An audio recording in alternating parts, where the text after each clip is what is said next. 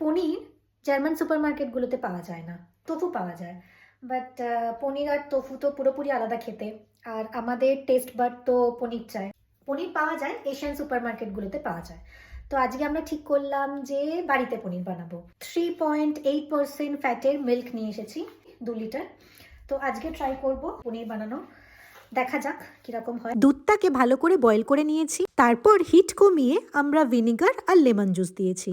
আমি এখানে ইউজ করেছি অ্যাপেল সাইডার ভিনিগার আর বটল লেমন জুস।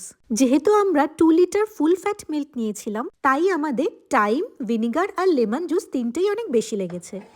অনেকটা ভিনেগার, অনেকটা লেবু দেওয়ার পর অ্যাট লাস্ট প্রথমে তো একটু ভয়ই পাচ্ছিলাম, এত টক দেওয়ার পরেও দুধ কেন ফাটছে না। অ্যাট লাস্ট মনে হলো মিশন অ্যাকমপ্লিশড, দুধ ফেটে পনির রেডি।